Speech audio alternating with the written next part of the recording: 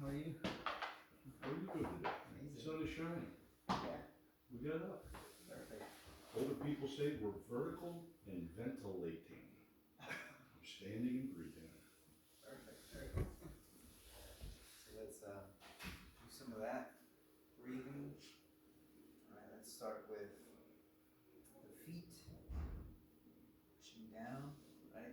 Think of the intention of rising from your chair, but not actually rising. So you're gonna think of bringing the chest to the ceiling. Feel the connection of the back. You think of using your hands on your knees or by your thighs and pushing back, right? So you have that intention. You feel that connection with the back. And as you breathe, you want to breathe through the diaphragm.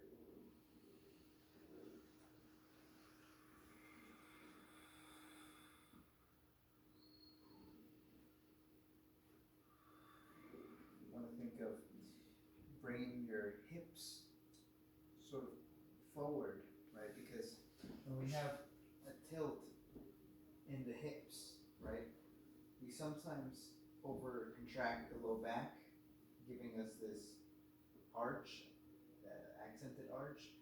But if we focus on bringing that arch, that sort of hip inward, right, we feel more connection of the glutes and in the hips, so they're more engaged in this seated position, right? So you think of doing that as well, sort of feeling the hips come this way, relieving some tension of the low back, and feeling stronger connection on the glutes.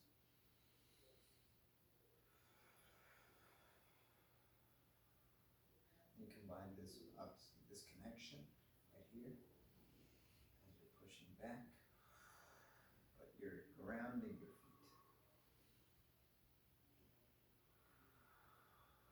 So you should feel that all throughout the shoulders, the core, feet.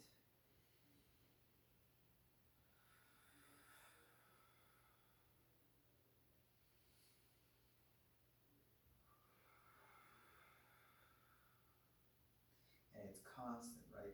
You want that energy flow, you want that blood flow. That's when you allow the breath to flow and you maintain that strong connection.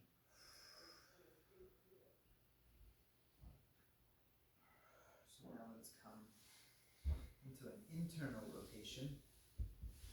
Right? And again, this rotation comes from the hip joint as we go inward. You try to push the knees into each other as you're internally rotating. You're going to feel that connection with the hips. And you can think of even pushing at your knees together. You want to lift the heels up, going your toes even, to really accentuate that movement of the internal rotation of the hip. Right?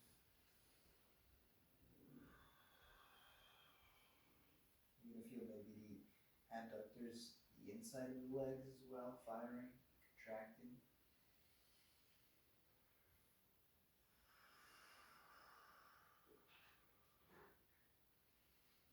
And as well as keeping that hip forward, right?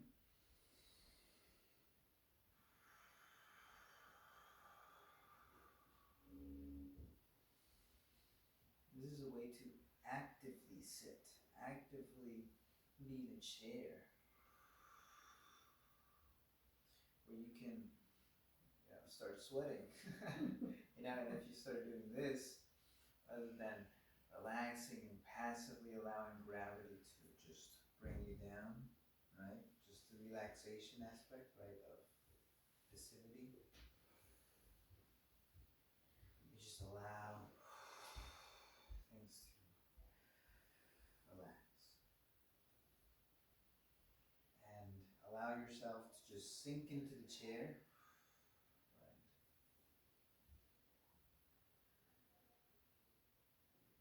So that's why this concept of yin and yang, right?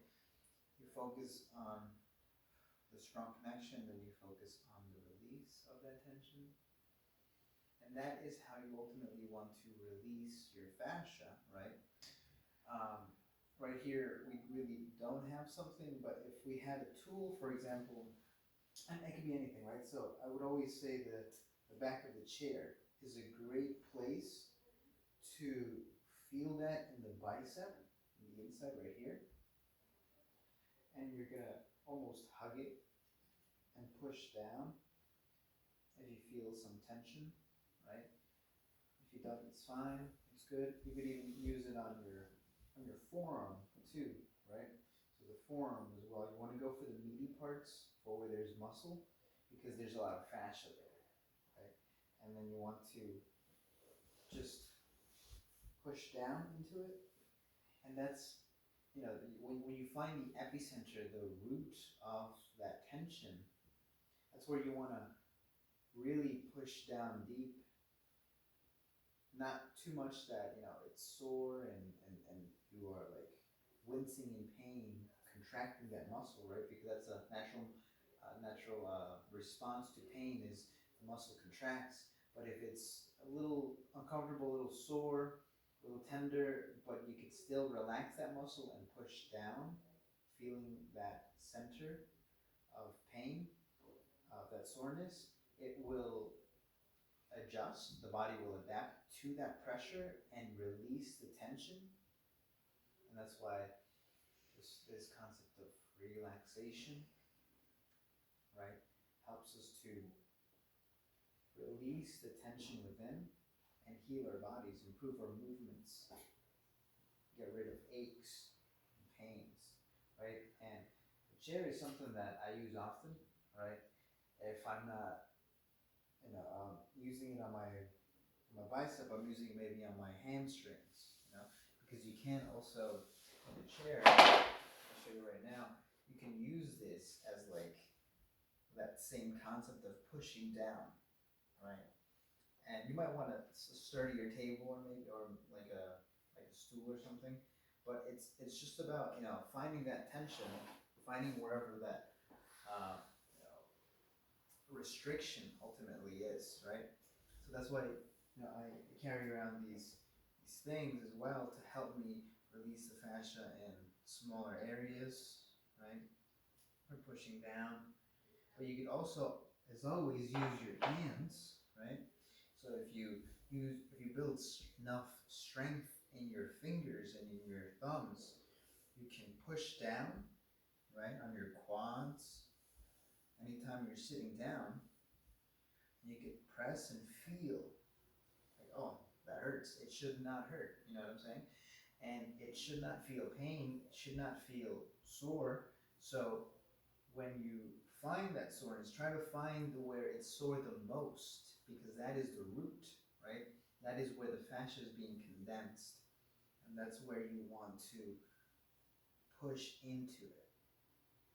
And just allow the soreness and the pain to be felt.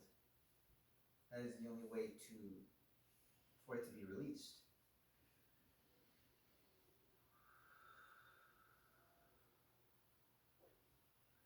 Right, just find where it is. And this has two benefits to pushing down with your own hands, with your own strength, right? Is you're building the strength in your hands. You're building the strength in your forearms and in your shoulders and your chest as you're really pushing down. You really want to push as deep as you can, because these tensions need to be felt, right? And if it's been years or decades of you not releasing the fascia, that's the deeper it's going to be, right? So you need to first release some fascia, and then might move that place of tension, might move somewhere else. You must follow it, and again find the root of that point of tension. And this will ultimately, what you want is for there to be no pressure, no tension, no soreness as you push pressure into your body, right?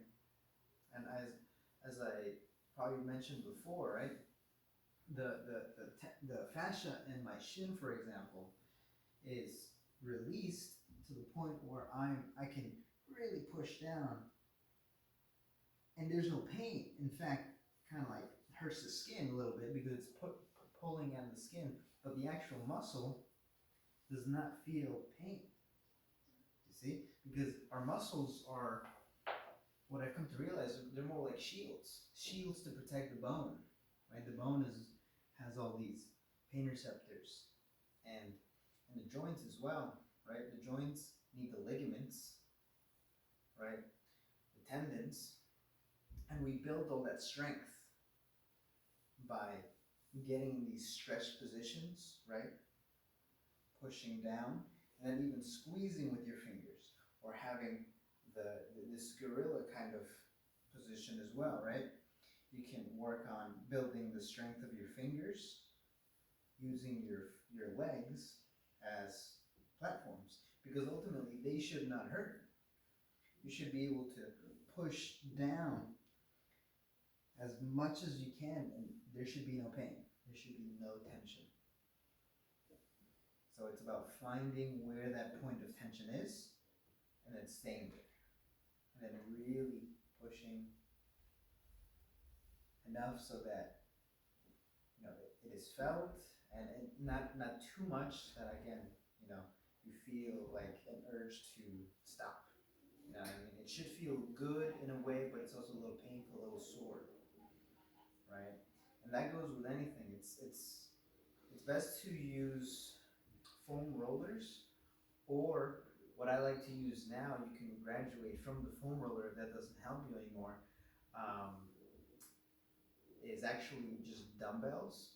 So you can use 5 pound, 6 pound of those round plastic dumbbells, and you can go into a couch or a bed and just push down on that, because the weight will bend down on the tension, but it will be a strong tension, and you can manipulate how much pressure you can push down, right?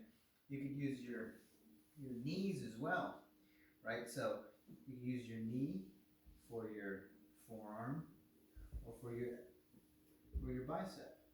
And it's the same concept as the back of the chair, right?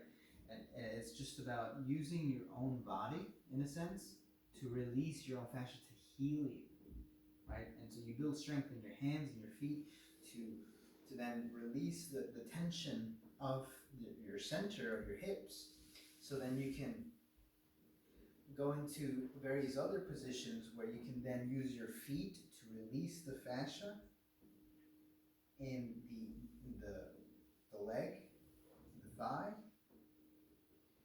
Again, if you push, you're using your feet as like a tool, you know what I mean? And then guiding that leg into the muscle to release some tension, or into the calf. You could use the heel, right? The calf, I want it to be fully relaxed. So I want to push down. You could grab onto the chair for some stability.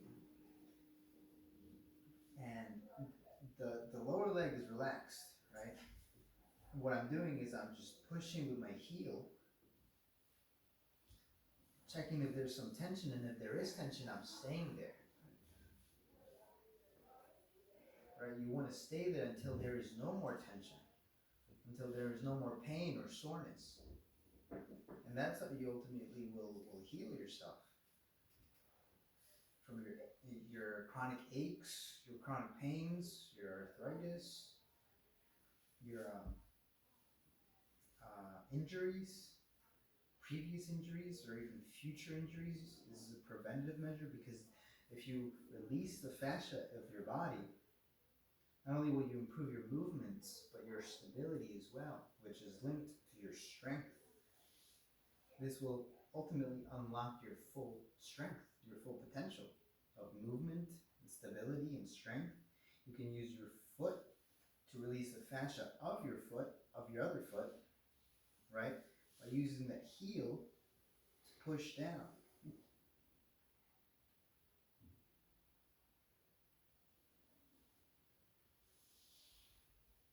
using the heel to release the fascia of the heel, right? And just switching sides. And just, if you really focus on this, right, on the fascia release aspect, then all these movements to build strength, they're going to be enhanced. Your ability to see changes will be enhanced, right? Physical changes, even maybe emotional changes, because I connect this to the releasing of trauma within the body, trauma within the psyche, right? And so if there are thoughts that come up, regularly, worries or fears or things from the past, you go in and you become the observer. You analyze why or where or when or who, just without judgment, as you're trying to release the tension within the body and release those things that do not serve you anymore. You could also go to the top of the foot. There's so many muscles within the foot. Muscles between the toes.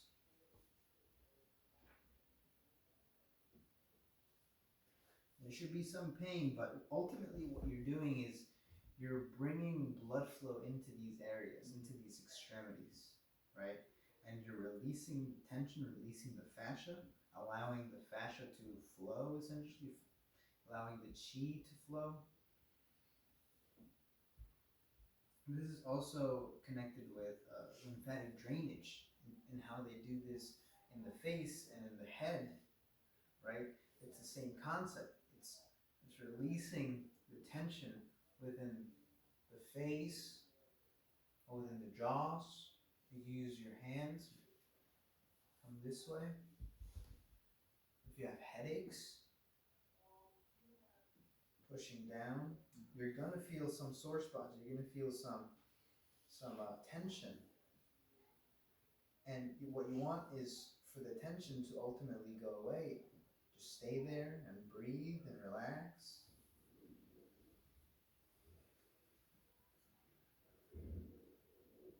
You will see if you build enough patience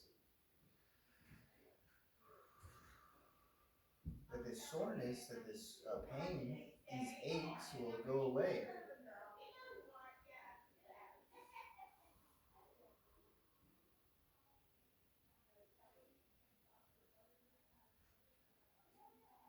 Right? If there's aches in the neck, thinking about using the blade of the hand, the end of the hand right here,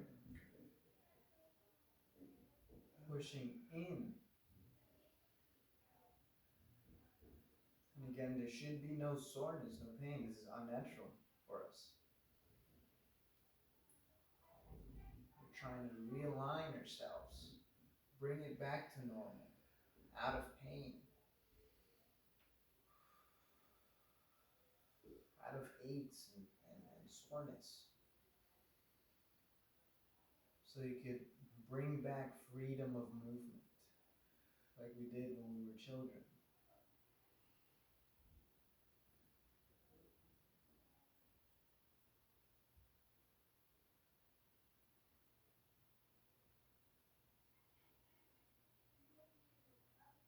It's just about diligence, doing this any time of the day, all throughout the day, finding any tension within the body.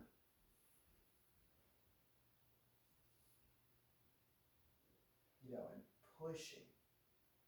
And if you can do this with your own strength, you will further build more strength. Because as you feel the fatigue in the hands, as you feel the fatigue in the fingers and the forearms, that fatigue is future strength.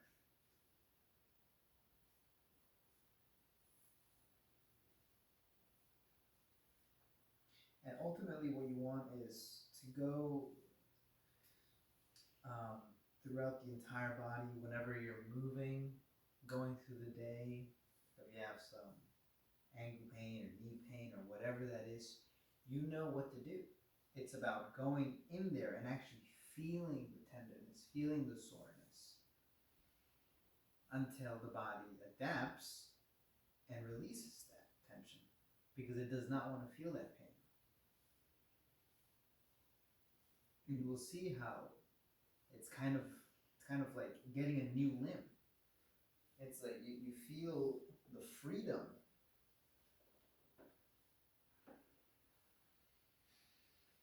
When I feel pain in my neck, I immediately leave go and try to get out of that position.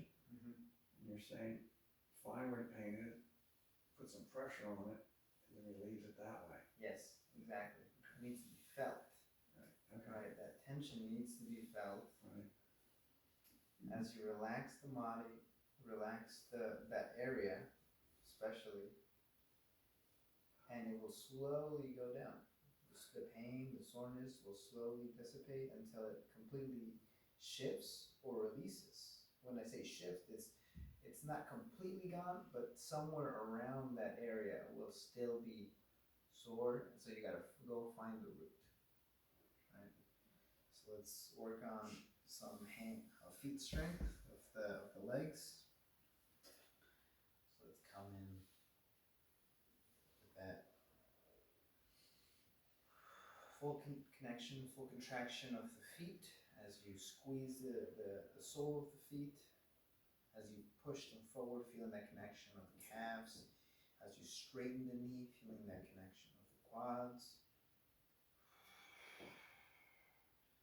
And then the opposite, you want to feel the hamstrings as you clamp down on the chair, feeling the connection of the tibialis as you bring the toes to your knees.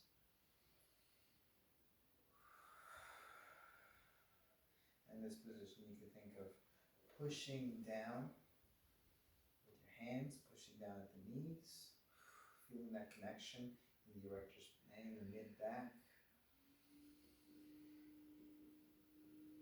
You can even think of bringing the belly button towards the spine, feeling that connection, the lower abdomen.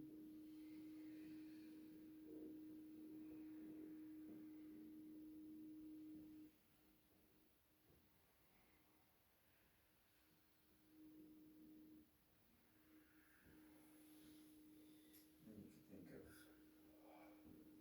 rounding the back and reaching forward. You're not really thinking of reaching forward, but you're just rounding the back, so you're rounding the shoulders and the upper back and feeling the stretch in the upper back. You could even bring the head down, right? And you've seen this stretch before, but we're not going to reach for the toes. We're just keeping the toes forward, feeling that connection with the lower body, and then feeling the stretch.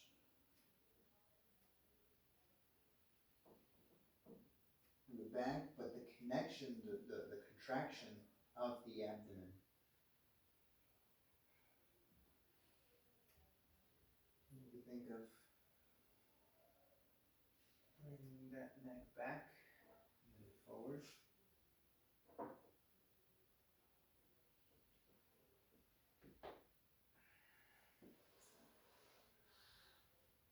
So there's this concept of nerve flossing, where you go through the range of motion of the nerve. So this would be similar to the path of the sciatic nerve goes from the heel to the back of the leg, and then down back and up the spine. And so it's connected to the cervical spine, right? And so we work on the movement all the way up top and the movement of these legs in these positions. We'll be actively flossing the nerve, meaning that it's going through its natural range of motion, and if there's any dislodgement or any misalignment, it's trying to get it back into place by going through its normal range of motion.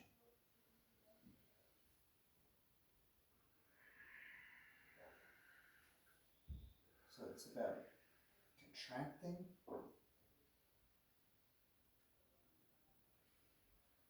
and then moving forward and back, feeling that connection as you come back with the back and as you come forward with the front.